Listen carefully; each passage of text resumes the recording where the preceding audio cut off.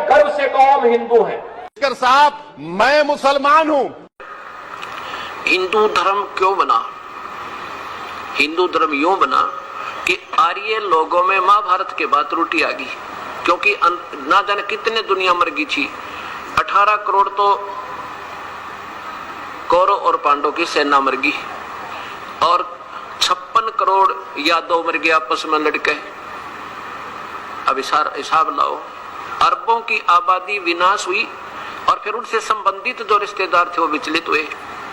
प्राकृतिक आपदाएं आई जिसके कारण नास्तिकता की तरफ आर्य लोग चल पड़े।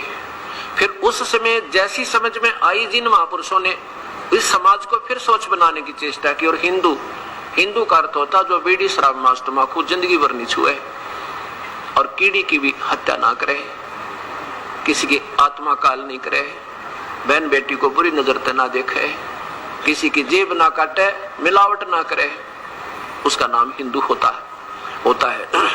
आने वाले समय में इन मनमुखी जो बाद के संतों ने अपनी रोजी रोटी का ऊपर इस मजहब को इतना परेशान कर दिया। कभी कहते हैं तूने इधर पेशाब कर दिया इसलिए हानि होगी, कभी कहता है इधर मुंह करके पहला कदम रख दिया इसलिए तुझे नुकसान हो गया, यानी इतना बांध दिया इसको। इसके बाद इसमें त्रुटियां आ गई। उसके बाद क्या होता है कि बाबा आदम का जन्म हुआ। बाबा आदम कौन थे? ये ब्रह्मा जी के लोक से आई हुई एक पुण्यात्मा थी। और ये कौन थी? ये राजा ऋषभदेव जी हुए हैं जिनसे जैन धर्म प्रारंभ हुआ। ये ऋषभदेव जी की आत्मा बाबा आदम हुए, क्योंकि हमारे संस्कार एक दूसरे में रले मिले हैं। हम पहले अलग नहीं थे। 3 युग का हिसाब लगा लो, चाहे कोई हिंदू या मुसलमान सिख या ईसाई कोई मजहब बना होता है, इसलिए हमारे सब पूर्वज एक हैं और हमारे संस्कार एक दूसरे के साथ युगों के जुड़े हुए हैं। तो आज हम हिंदू हैं, कल हम मुसलमान के घर जन्म लेंगे, कोई फाउंडेशन नहीं है। ये तो आपकी अपनी बनाई हुई सीमा है, भगवान की नहीं। कोई मुसलमान है वो सिख बनेगा, वो सिख है वो ईसाई बन जाएगा, और हिंदू है वो मुसलमान सिख ईसाई कहीं भी हम जन्म ले सके, क्योंकि हमारे पूर्वज एक थे। अब उसके बाद चलते चलते क्या हुआ कि ईसा जी अब जब भी समाज में किसी व्यक्ति विशेष या मजहब से संबंध नहीं होता, भगत समाज में, और जो संत प्रभु की प्रेरणा सतपूर्ण परमात्मा की या जिस भी भगवान की तरफ से भेजे जाते हैं, वो अपनी हर संभव कोशिश करके और पुण्य आत्माओं को मार्गदर्शन जैसा उनको ज्ञान है वो सही बताने की चेष्टा करते हैं। ईसा जी का जन्म हुआ। ईसा जी ने यही क्रिया की, पूजा जो आन उपासनाएं थी वो बंद करवाई। बीड़ी शराब मांस तंबाकू अपने उन अनुयायियों का बिल्कुल बंद करवा दिया था ईसा जी ने। कभी मृत्यु बेशक हो जाए पर मांस बीड़ी शराब मांस तंबाकू छूना तक नहीं है अगर भक्ति चाहिए तो। और ये धार्मिकता का पहले लक्षण है। उसके बाद ईसाई धर्म में फिर त्रुटियां आ जाती है काफी समय हो जाने से। फिर हजरत मोहम्मद जी का जन्म हुआ। हजरत मोहम्मद जी, ईसा जी कौन थे? ईसा जो है विष्णु जी के लोक से आई हुई एक पुण्य आत्मा थी। और अब क्या होता है कि हम युगों के ऋषि रहे हो, आप आज के नहीं है, और वो हमारे पुण्य संस्कार आज भी विद्यमान है और पाप भी है। पुण्यों के आधार पर मनुष्य शरीर प्राप्त हुआ आपको, और उसमें प्रभु की कसक फिर भी आप में विद्यमान है। और कुछ पिछली शक्तियां भी होती है, सिद्धियां होती हैं जो युगों से की। तो उन महापुरुषों में कुछ सिद्धियां होती हैं जिसके कारण उनकी शब्द में भी शक्ति होती है। आम व्यक्ति से उसका अलग से कुछ विलक्षण लक्षण भी होते हैं। हजरत ईसा जी जो हैं ये विष्णु जी के लोक से आए हुए, और मूसा जी ये भी विष्णु लोक से आई हुई आत्माएं थी, गण थे। और हजरत मोहम्मद ये भगवान शिव के लोक से आए थे।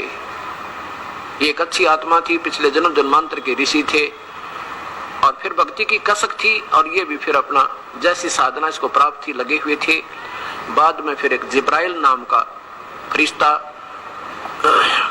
अब काल प्रेरणा से उनके पास आया, उनको फिर भक्ति मार्ग अपना हिसाब से बताया कि एक प्रभु की भक्ति करनी चाहिए और नहीं करनी। ऐसे ये हमारे मजहब बन गए। मुसलमान, जब हजरत मोहम्मद जी ने मुसलमान धर्म की, एक मुसलमान का अर्थ होता है वो पुण्यात्मा जो बीड़ी शराब मांस तंबाकू कभी ना छुए, किसी की आत्मा नहीं दुखावे। यहां तक मना किया हजरत मोहम्मद जी ने कि कोई ब्याज भी नहीं लेगा। ब्याज को भी जो बुरा बतावा, क्या वो मांस खाने की सलाह दे देगा वो पुण्यात्मा? कभी नहीं। ये अब वर्तमान के लोगों की अपनी अटकलें हैं। 1,80,000 हजरत मोहम्मद जी के अनुयायी हुए थे, वो पुण्यात्मा, पाक आत्मा, उन्होंने कभी मांस को छुआ तक नहीं। और ना शराब, हुक्का, तंबाकू, ये तो वैसे ही नहीं, बीमारी पहले थी। अब काफी समय उपरांत सिख धर्म, वैसे तो गुरु नानक देव जी से लेकर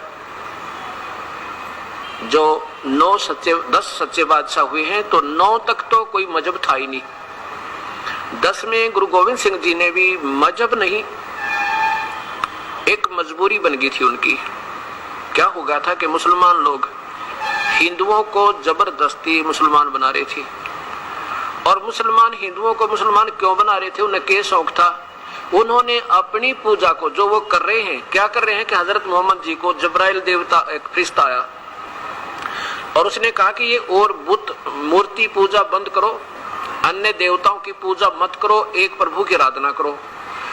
इस करके उन्होंने ये लिखा, अब दिखाऊंगा आपको कुरान शरीफ में लिखा कि जो एक परमात्मा ने छोड़कर आन उपासना करते हैं, देवताओं की, फरिश्तों की, दूसरों की, वो तो काफिर कहा है, वो तो मूर्ख आत्मा। जैसे गीता जी में आपने 7वें अध्याय के 12 से लेकर 15 श्लोक पढ़ा था कि ब्रह्मा, विष्णु, महेश और नीचे के जितने भी देवता हैं, इनकी पूजा मूर्ख लोग करते हैं।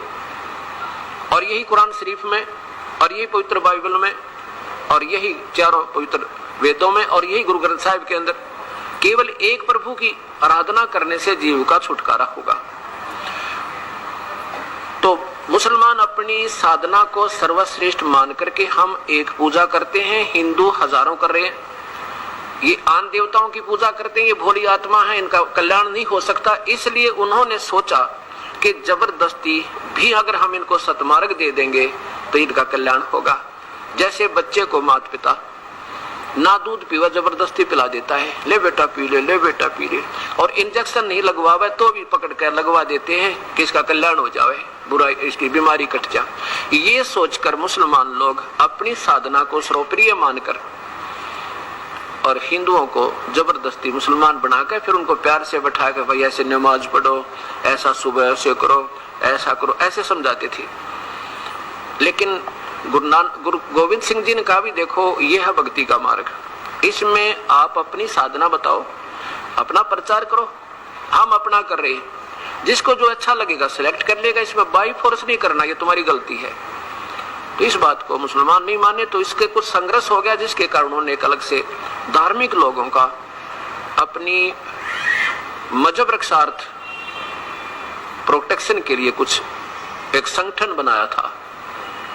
और बाद में फिर उसका सिख नाम पड़ गया। सिख का अर्थ होता है सिख, सिख माने शागिर्द, शिष्य, यानी जो प्रभु से डरने वाला हो, बीड़ी शराब मांस तंबाकू को छुआ नहीं। अब ये बुराई क्यों घर कर गई हमारे यहाँ इतने हर समाज में? हिंदू आज देख लो, हिंदू मुसलमान को बुरा इसलिए बताते थे कि वो मांस खाते थे। हिंदुओं को ने मुसलमानों को नफरत, हेट इस ढंग से गुरुओं ने करा रखी थी, हिंदू गुरुओं ने, कि ये मांस खाते हैं और मांस खाने वाला महापापी प्राणी होता है। इसलिए हिंदू मुसलमानों से द्वेष करते थे। इस करके भी अच्छी बात नहीं इनकी, ये बकरा छोड़े ना, गान छोड़े नहीं, कुछ भी मिल जाए उससे न खा जा, कोई बात तो ये। और बात भी ठीक है, भक्ति मार्ग में ये बिल्कुल मार्ग ये नहीं चलेगा। भक्ति करनी है तो बिल्कुल आत्मा भी नम्र होकर, जो चींटी भी मर जाए तो दुख होए, हे परमात्मा कैसे मर गया। तो ऐसे, तो ये हमारे अंदर बुराइयां क्यों घर कर गई? अब हिंदू देख लो, मेरे ख्याल में कोई घर खाली होगा जिसमें शायद व्यक्ति खाली नहीं जो मांस ना खाता हो। मांस मीन से अंडा भी खाना पड़े, हुक्का तो सारे पीवे तकरीबन, बीड़ी पीवे, और शराब की टालना और मांस की कती टालनी, और बल्कि स्पीड बढ़ रही है। अच्छा, फिर ईसाई धर्म में ईसा जी की कहीं इंस्ट्रक्शन नहीं है उस परमात्मा की, पूर्ण परमात्मा की, कि मांस खाओ।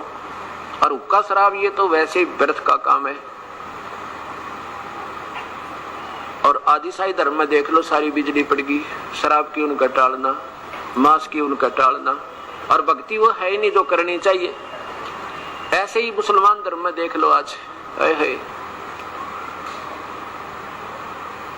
मांस तो ऐसा बना दिया जैसे लाडू जलेबी होती है।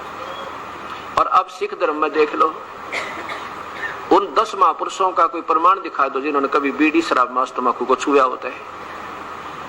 फिर तो आप अनुयायी कैसे हो गए? उन पवित्र आत्माओं की आत्मा को दुखी कर रहे हो आप, उनको ठेस पहुंचा रहे हो। जिन्हें निर्मल समाज बनाया था, मांझ धोकर साफ किया था, आज फिर जुल्म शुरू हो गया। ऐसा क्यों हुआ?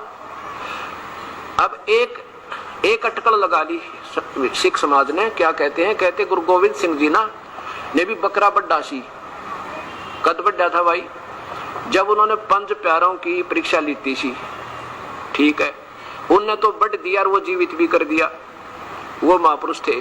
तब उनकी हर रीस करके देखो उनकी, उन्होंने उसको बढ़ भी दिया और जीवित भी कर दिया। और तुम जीवित करके दिखाओ, तुम बढ़ सको हो और उसको जीवित करके दिखाओ। क्या फिर उन्हें मांस खा लिया? वो हद कर दी भाई। अब ये बातें क्यों करेगी? क्योंकि हमें वास्तविक उन महापुरुषों के जाने के बाद वर्तमान के जितने भी मजहबों के आज गुरु लोग हैं, इनकी हिम्मत नहीं पड़ी कि इन बुराई छुटवा दें। इन्होंने तो अपनी रोजी रोटी बना रखी है कि बस ये लगे रहे जैसे कर रहे हैं, बस ठीक है। लेकिन वो डॉक्टर ठीक नहीं होता जो मरीज के अनुसार चले। डॉक्टर वो होता है कि बेटा ये परहेज रखना है और ये दवाई खानी है, अगर नहीं खाएगा तेरी मृत्यु हो जाएगी। तो आज समाज हमारा बिल्कुल डेड होता जा रहा। भगत समाज, चाहे हिंदू है, चाहे मुसलमान, सिख या ईसाई। अब हमें जरूरत है उन महापुरुषों के उन आचरणों को, उनके द्वारा दिए गए अनमोल वचनों को फिर दोबारा रीड करने की, सोचने की, समझने की, पढ़ने की। अभी तक तो हम वर्तमान के जो महापुरुषों ने जो उनकी अटकलें लगाई, जैसे उनके समझ में आई, अपने धार्मिक शास्त्रों को हमारे को उनके विपरीत दिशा दे रखी है। अब मुसलमान क्या कहते हैं कि हमारे हजरत मोहम्मद भी भोग लगाते थे। नादान कहीं के पीछे महापुरुषों को बदनाम करने लग रही है इसी प्यारी आत्मा। कहते हैं परमात्मा कबीर साहब के, पूर्ण परमात्मा के दर्शन हुए थे गरीबदास जी महाराज ने, और उनकी रजा से फिर उन्हें बताया कि कबीर साहब ने बताया है कि नबी मोहम्मद नमस्कार है वो राम रसूल कहाया, 1,80,000 को सौगंध जिन नहीं कर चलाया। 1,80,000 वो पैगंबर अनुयायी हुए थे हजरत मोहम्मद जी के। कहते कसम है उन महापुरुषों ने कदे कर्द ऐसे नहीं चलाया जैसे तुमने जुल्म कर रखा है। उन्हें कभी कर्द नहीं चलाया, कभी मांस नहीं खाया। क्या बताते हैं कि अलह अरस पुरुष पर अलह तकत है, ऊपर परमात्मा का अरस में आसमान में एक सतलोक है, सचखंड है, वहां परमात्मा अपने सतकत पर विराजमान है। अरस पुरुष पर अलह तकत है, खालिक बिन नहीं खाली, और वह पैगंबर पाक पुरुष थे साहिब के अब्दाली। कहते वह पैगंबर हजरत मोहम्मद, हजरत मूसा, हजरत ईसा जैसे वो तो पाक पुरुष थे, पवित्र आत्मा थी, साहिब के अब्दाली यानी परमात्मा की कृपा पात्र थे। उन्होंने 1,80,000 को सौगंध जिन नहीं कर चला। अब मुसलमान धर्म ने किसी से बच्चे तो पूछ कर देख लो, कोई नहीं माने कि हजरत मोहम्मद जी मांस नहीं खाते थे। ठीक है, उन्होंने जब तक ज्ञान ना हुआ होगा तो दूसरी बात है। देखो ना जाने कौन की गलती कर ले। अपनी 40 वर्ष की उम्र में उनको जब ये जबराइल जी आकर मिले थे, उसके बाद उन्होंने छुआ तक नहीं किसी मांस मिट्टी को। अब सिख समाज में कोई बात करके देखो, अब तो चलो ये यूं नहीं कहते कि हमारे गुरु लोग भी खाया करते थे, शुक्र है अब तक ये तो बंद है कि वो नहीं कह रहे कि वो भी खाते थे।